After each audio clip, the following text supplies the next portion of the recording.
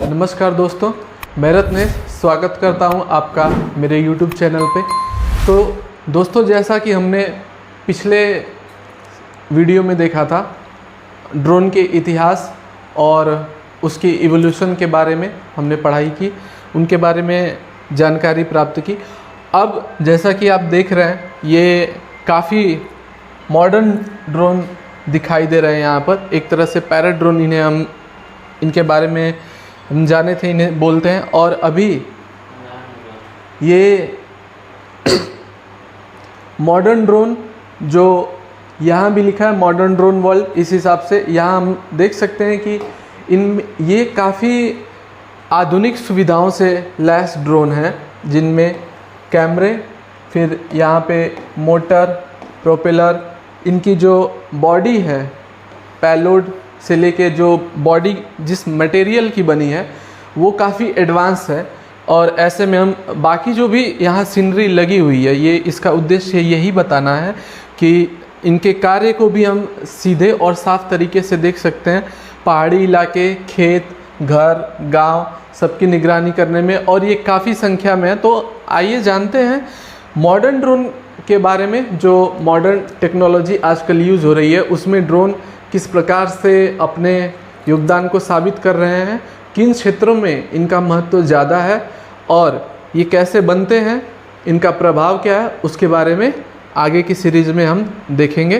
तो एक बार फिर से स्वागत है आपका और आगे बढ़ते हैं। पीछे की सीरीज़ में या क्लास में हमने देखा था कि जो ड्रोन्स थे वो फिक्स्ड विंग ड्रोन्स थे, यानी कि एक जहाज़ के तौर पे, उसका नाम भी मैंने बताया था आपको, केटरिंग बग, और बाकी जो भी ड्रोन थे वो लगभग फिक्स विंग ड्रोन थे। लेकिन अभी क्या है, ये ट्रांसफॉर्मेशन के बारे में हम इसके पढ़ेंगे। ट्रांसफॉर्मेशन ऑफ ड्रोन्स के बारे में पढ़ेंगे। और किससे ये ट्रांसफॉर्म हुए, तो आरसी प्लेन्स टू क्वाडकॉप्टर्स। अब आरसी प्लेन्स क्या है? आरसी प्लेन शॉर्ट फॉर्म है रेडियो कंट्रोल का। रेडियो कंट्रोल का, जो हमने 19वीं शताब्दी और बाकी विश्व युद्ध, फिर दूसरा विश्व युद्ध, फिर कोल्ड वॉर, बाकी के समय जितने भी ड्रोन्स के बारे में हमने देखा, वो सारे रेडियो कंट्रोल्ड ड्रोन थे और वो एक तरह से रेडियो फ्रिक्वेंसी पे काम करते थे। अभी भी रेडियो फ्रिक्वेंसी का यूज़ होता है, वो हम आगे देखेंगे किस तरह से होता है। लेकिन इनका जो अभी इवोल्यूशन देखेंगे, तो ये क्वाडकॉप्टर्स यानी जो पिक्चर यहाँ पर है, क्वाड यानी संख्या में 4। तो क्या 4? वो इनके मोटर होते हैं, ये प्रोपेलर्स जो 4 की संख्या में होती है। ये कई तरह के, जब हम टाइप्स ऑफ ड्रोन जब पढ़ेंगे तो उसमें देखेंगे कि ये कितने प्रकार के होते हैं। अभी क्वाडकॉप्टर्स की बात करेंगे तो इनमें 4 मोटर होते हैं। इनमें जब हम फ्रेम पढ़ेंगे तो ये कैसे बनते हैं, कहाँ इनको स्थापित किया जाता है, उसके बारे में जानेंगे। फिलहाल ये जो 4 प्रोपेलर, ड्रोन की भाषा में हम इन्हें प्रोपेलर बोलते हैं, लेकिन आम बोलचाल में इन्हें हम विंग्स या फिर पंखे बोलते हैं। तो ये जिस भी ड्रोन में 4 विंग या पंखे या फिर प्रोपेलर्स, एक ही चीज़ है, लगे होते हैं, उसे हम क्वाडकॉप्टर्स कहते हैं। तो इसका उपयोग क्या है, इसको हम डिटेल में आगे जानेंगे। लेकिन एक छोटे ग्लिम्स के तौर पे हम देखें तो इनका यूज़ क्या है और इनका फ़ायदा क्या है, उसके बारे में हम देखें तो ये ग्रेटर स्टेबिलिटी और मैन्यूवरेबिलिटी के लिए यूज़ किए जाते हैं। इनके जो एप्लीकेशन है वो फोटोग्राफी टू डिलीवरीज, वीडियोग्राफी और बाकी उपयोग में किया जाता है। ग्रेटर स्टेबिलिटी क्या होती है? जो 4 पंखों वाले ड्रोन होते हैं, ये हर तरह से फिक्स होते हैं और जब हम इनको उड़ाते हैं, जब इन्हें कंट्रोल किया जाता है, जब ये हवा में होते हैं, तो 4 पंख होने की वजह से ये हवा में काफ़ी स्टेबल होते हैं। और जिस वजह से कैमरा, ये यहाँ पे गिम्बल है, गिम्बल के से कैमरा अटैच होता है और कैमरा जो है वो काफ़ी फिक्स होता है और ये हिलता डुलता नहीं है, और जितनी भी वीडियोग्राफी या फोटोग्राफी हम इसके माध्यम से करते हैं वो बहुत बेहतरीन क्वालिटी की होती है। साथ में इससे डिलीवरी करना भी काफ़ी आसान होता है, क्योंकि बेसिक इसका ये है कि इसको कंट्रोल कैसे किया जाए हवा में। चाहे वो एक सिंगल, जैसे कि हम हेलीकॉप्टर देखते हैं उसका सिंगल रोटर होता है, फिर एक डाइकॉप्टर होता है 2 पंखों वाले, ट्राइकॉप्टर 3 पंखों वाले, फिर ये क्वाडकॉप्टर्स हैं, फिर इसके बाद 6 कॉप्टर और फिर 8 पंखों वाले होते हैं जो बहुत भारी ड्रोन होते हैं। लगभग 100 से 150 किलो तक उनका वज़न होता है। हालांकि जो छोटे ड्रोन होते हैं, पैरट ड्रोन होते हैं, उनमें भी 6 पंखे वाले और 8 प्रोपेलर्स वाले जो ड्रोन होते हैं वो भी आते हैं। लेकिन इनका जो बेसिक फंडा है वो स्टेबिलिटी देना है और इनके डायरेक्शंस को एक कह सकते हैं कंट्रोल, जो बेहतर कंट्रोल होता है डायरेक्शन में वो देता है। ये सारे पंखे, बहुत इम्पॉर्टेंट बात है कि ये सारे पंखे एक ही डायरेक्शन में नहीं जाते हैं। जैसे कि ये 4 पंखे हैं, अगर ये सारे, जैसे ये हम मान लेते हैं यहाँ पे पंखे लगे हैं, और अगर ये सारे एक ही डायरेक्शन में, ये पंखे भी इधर घूमे, ये इधर घूमे, ये ऐसे, अगर सारे पंखे एक डायरेक्शन में घूमे तो ड्रोन स्टेबल होना तो दूर या उड़ना तो दूर, ये नाचने लगेगा पूरा ऐसे गोल।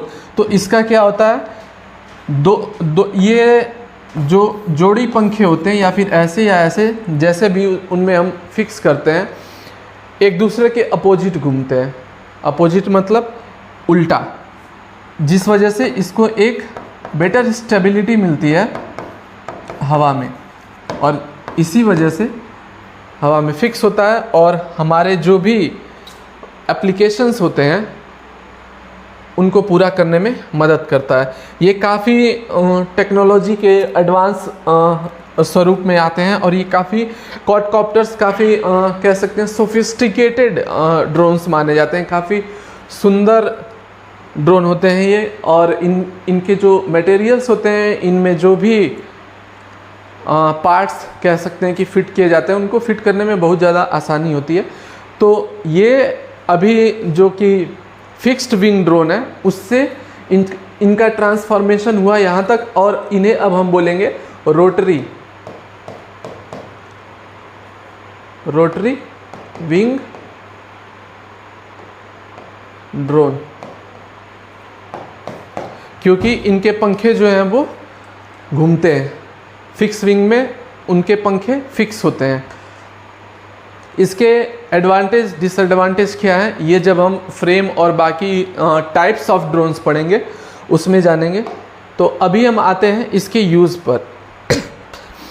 अभी तक हमने इतिहास में, पिछली क्लास में जो ड्रोन की इतिहास देखी, उनमें हमने सिर्फ मिलिट्री यूज़ पढ़ा था, बहुत कम कह सकते हैं सिविल यूज़ मैंने बताया था।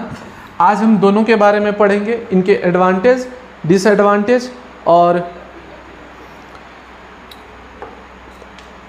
इनके यूज़ क्या होते हैं, और हमारे as a citizen, normal citizen, आम नागरिक के तौर पे हम ड्रोन का इस्तेमाल आजकल की टेक्नोलॉजी में किस हिसाब से कर रहे हैं उसको जानेंगे। तो दोस्तों, जब भी हम मिलिट्री यूज़ की बात करेंगे और इसके इतिहास की बात करेंगे, तो ड्रोन के इतिहास की जब भी बात करेंगे तो वो हमेशा ही मिलिट्री से रिलेटेड होगा, क्योंकि इतिहास में इनकी शुरुआत ही युद्धों में उपयोग से हुई थी। आज जब हम मॉडर्न युग की बात कर रहे हैं तो वहाँ हम सिविल यूज़ देखेंगे, नागरिक उपयोग, जो कि छोटे छोटे बच्चों को भी हम देख सकते हैं जो खिलौने वाले ड्रोन्स बनने लगे हैं वो उड़ाते हैं। बाकी बहुत सारी चीज़ें जिनके बारे में हम आगे जानेंगे। तो अभी हम इनका मिलिट्री यूज़ देखेंगे, मिलिट्री और सिविल यूज़, इनको थोड़ा डिटेल में जानेंगे। मिलिट्री यूज़ कह सकते हैं कि ये वॉर्स में यूज़ होते हैं, और भी बहुत सारे उपयोग हैं इनके। सिविल यूज़ में वीडियोग्राफी, फोटोग्राफी हम पहले देख चुके हैं, इसको हम थोड़ा डिटेल में जानेंगे कि कैसे ये अप्लाई किया जाता है। ये सारे एप्लीकेशंस जो भी कार्य हैं उनकी पूर्ति कैसे की जाती है, पिक्चर के माध्यम से थोड़ा समझेंगे, जिससे हमें आसानी होगी और ज़्यादा बेहतर समझ आएगा। तो ये मिलिट्री यूज ड्रोन है। ये एक बहुत इम्पॉर्टेंट पॉइंट है जहां हम देखें कि भारत में जो प्रमुख मॉडल्स बनाए जा रहे हैं ड्रोन के, ये नेत्र हुआ या फिर रुस्तम हुआ। रुस्तम तो 1916 से इसका निर्माण किया जा रहा है। नेत्र जो है ये DRDO बनाता है। नेत्र ये एक DRDO की पहल है जो भारत के रक्षा क्षेत्र में इस संस्था का काफ़ी बड़ा योगदान होता है। तो जो भी तकनीकी सुरक्षा और निगरानी क्षेत्र में काम किया जाता है, इनमें ये नेत्र और रुस्तम दो डिज़ाइन किए गए हैं। और ये ज़्यादातर कह सकते हैं सैन्य और सिविल, क्योंकि हम दो ही उपयोग के बारे में अभी पढ़ रहे हैं, और भी बहुत सारे इनके उपयोग हैं, लेकिन सैन्य और सिविल जो कि विशेष रूप से इनका प्रयोग जो होता है वो प्रभावशाली प्रयोग कह सकते हैं। तो एक नेत्र हो गया और एक रुस्तम। नेत्र तो इसका उपयोग काफ़ी पहले से, रुस्तम का लगभग 1916 में भी इसका एक शॉर्ट कह सकते हैं हिस्ट्री मिलती है। बाकी नेक्स्ट पिक्चर में हम देखेंगे ब्लास्ट और सोल्जर्स जो है एक लड़ाई के मैदान में है। तो ये एक वॉर की पिक्चर है। तो यहाँ अभी ड्रोन नहीं दिख रहा, लेकिन बेसिकली इसको लगाने या समझाने का मतलब यही है कि इतने बड़े लेवल के ब्लास्ट भी ड्रोन के माध्यम से हो सकते हैं। तो थोड़ा डिटेल में जानते हैं अब इसके मिलिट्री यूज़ के बारे में। मिलिट्री में ड्रोन किस प्रकार से यूज़ होते हैं उसको हम देखेंगे।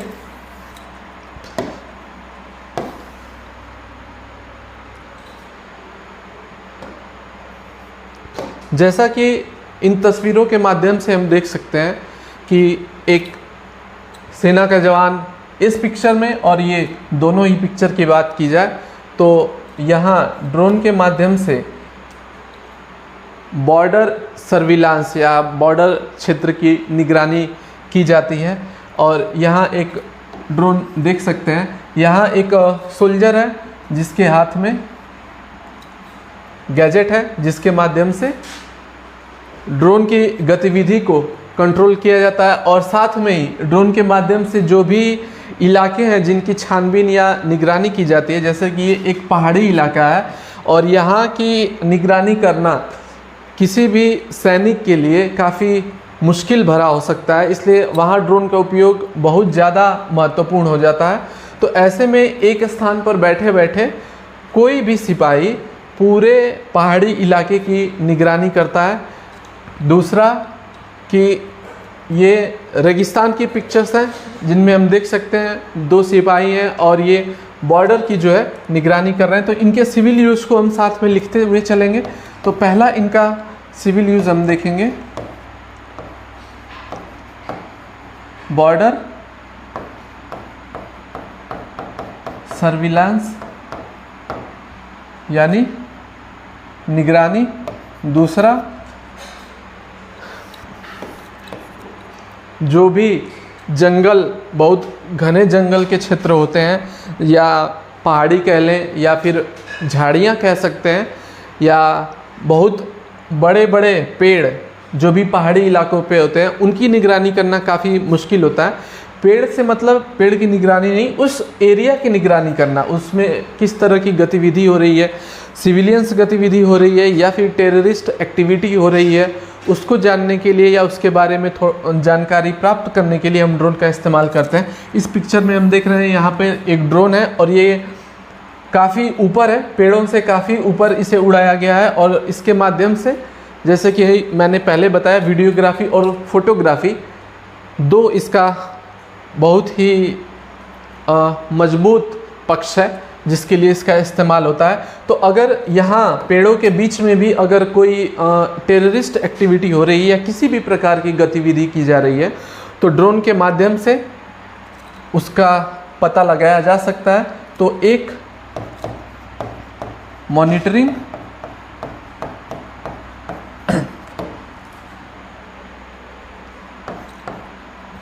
दूसरा, तीसरे में हम देखेंगे ये सीन हम कह सकते हैं फिल्मों में बहुत बार देखा गया है। इस तरह की जो भी तारबंदी की जाती है बॉर्डर एरिया में, इसके बारे में ये कोई बहुत नई चीज़ नहीं है जिसके बारे में एक्स्ट्रा बताया जाए। तो यहाँ हम देख सकते हैं एक ड्रोन है और इससे जो भी फेंसिंग की गई है बॉर्डर की, वहाँ पर इसे उड़ाया जा रहा है। ऐसा हम कई बार देखते हैं कि जो भी सेना नायक होते हैं अपने कम ओहदे के सिपाहियों के साथ बॉर्डर एरिया में गश्त करने के लिए जाते हैं, और ये ज़्यादातर राजस्थान का क्षेत्र हुआ या फिर वैसे एरिया जहाँ पर दो इंटरनेशनल बॉर्डर मिलते हैं। जैसे कि बहुत आसान उदाहरण देखें तो हिंदुस्तान पाकिस्तान की जो भी बॉर्डर्स हैं, वहाँ पर ऐसे बहुत से स्थान हैं जहाँ नदियाँ हैं। वो नदियाँ भारत में भी हैं और वही नदी पाकिस्तान में भी है। तो इस हिसाब से वहाँ पर फेंसिंग करना मुश्किल होता है। वहाँ भी ड्रोन से निगरानी की जाती है और साथ में जो भी बॉर्डर एरिया हैं इनमें लंबी दूरी के लिए निगरानी के लिए इनका इस्तेमाल किया जाता है। एक ही जगह बैठे बैठे पूरी निगरानी होती है। और ख़ास करके किसी भी ड्रोन का एक इम्पॉर्टेंट पॉइंट ये रहेगा कि जो भी ड्रोन होता है उसका रेंज, उसके सेंसर, उसके बैटरी कैपेबिलिटीज़ पे डिपेंड करता है। कौन सी बैटरी कितना देर पावर दे सकती है, और सेंसर और जीपीएस और बाकी जो भी मॉनिटरिंग टूल्स उसमें लगे होते हैं वो कितने बेहतर क्वालिटी के हैं, कितने स्ट्रॉन्ग रेंज के हैं, उस हिसाब से ड्रोन के रेंज तय किए जाते हैं। कुछ ड्रोन होते हैं जो 70-80 किलोमीटर तक भी जा सकते हैं। कुछ ड्रोन्स की स्पीड 300 किलोमीटर पर घंटे तक की होती है। 300 किलोमीटर पर घंटा का मतलब ये नहीं कि 300 किलोमीटर की दूरी तय करेगा, बल्कि स्पीड की बात यहाँ की जा रही है। तो अगर फुल स्पीड में जाए तो ये उतना दूरी तय करता है। तो ये 70-80 किलोमीटर, कुछ 100 किलोमीटर तक भी इनका रेंज होता है। तो तीसरे पॉइंट में हम देखेंगे border monitoring.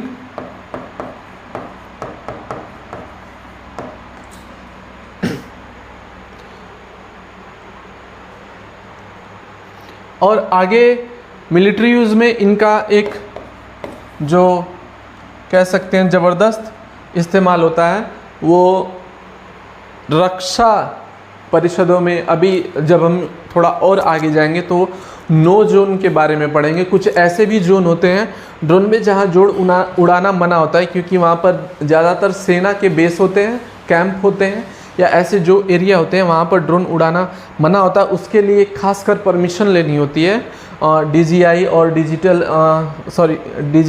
Digital sky platform से, क्योंकि वही सारी उड़ानें मॉनिटर करता है। तो यहाँ पर हमने 3 इसके मिलिट्री उपयोग देखे। आगे देखेंगे तो ये जो पिक्चर है ये एक वॉर की पिक्चर है, एक लड़ाई की पिक्चर है, जहां हम देख सकते हैं कुछ, थोड़ा ध्यान से देखें तो कुछ ड्रोन्स इसमें दिखाई देंगे यहाँ पे, और यहाँ इस तरह से यहाँ भी 2-3 छोटे छोटे पिक्चर्स हैं।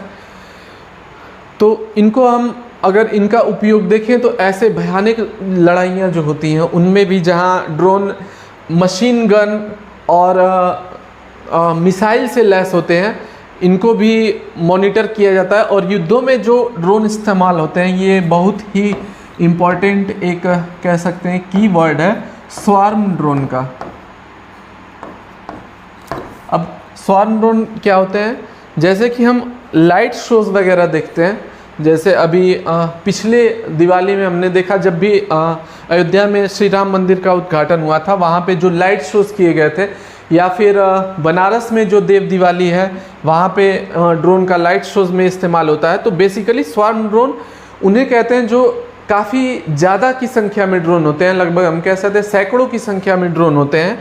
और ऐसे ड्रोन उड़ाने के लिए हर ड्रोन के लिए एक रिमोट कंट्रोल, एक अलग जो भी डिवाइस होते हैं उसकी ज़रूरत होती है। लेकिन जब स्वार्म ड्रोन प्रणाली की हम बात करते हैं, इस सिस्टम की बात करते हैं, तो ये सारे ड्रोन एक ही कह सकते हैं फ्रीक्वेंसी पे चलते हैं, एक ही इंफॉर्मेशन पे चलते हैं, एक ही इनपुट आउटपुट पे चलते हैं, और इनको एक ही कंट्रोलर से कंट्रोल किया जा सकता है सबको। उनको हम स्वार्म ड्रोन प्रणाली कहते हैं। और इसी का उपयोग अगर हम थोड़ा फाइटर टाइप के ड्रोन जो होते हैं, जो युद्धों में इस्तेमाल होते हैं, अगर उनमें करें तो इसके माध्यम से जो भी हमारे कह सकते हैं मशीन गन्स होती हैं या फिर छोटी छोटी मिसाइलें होती हैं या बॉम्ब होते हैं, उनको ड्रॉप करने के लिए या उन्हें फायर करने के लिए इनका इस्तेमाल किया जाता है। तो ये काफ़ी एक महत्वपूर्ण चीज़ है। अभी एक लेटेस्ट न्यूज़ की बात की जाए तो आपने एक पंजाबी आर्टिस्ट हैं, फ़िलहाल अभी वो दुनिया में नहीं है, लेकिन काफ़ी फेमस नाम है, आपने ये सुना होगा, सिद्धू मूसेवाला।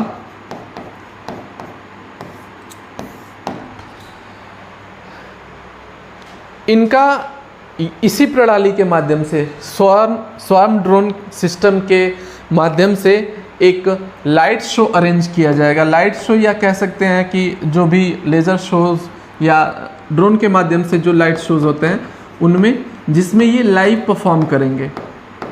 तो ऐसे में आप देख सकते हैं लाइट शो की लाइव परफॉर्मेंस होगी इनकी, ये अरेंज की जाएगी। तो जैसा कि हम जानते हैं ये व्यक्ति अभी नहीं है, लेकिन फिर भी इनकी एक लाइव एक्सपीरियंस देने के लिए इस प्रणाली का इस्तेमाल किया जाएगा, जहां बहुत सारे ड्रोन मिलकर इनकी कंप्लीट पिक्चर बनाएंगे और वहां पर ये परफॉर्म कर रहे होंगे। तो बहुत ही बेहतरीन प्रणाली है और इसका युद्ध में एक कह सकते हैं बेहतरीन उपयोग किया जा सकता है। तो लाइक, सब्सक्राइब और शेयर ज़रूर कीजिएगा। तब तक अपना और अपनों का ख्याल रखिए, पढ़ते रहिए। नमस्कार।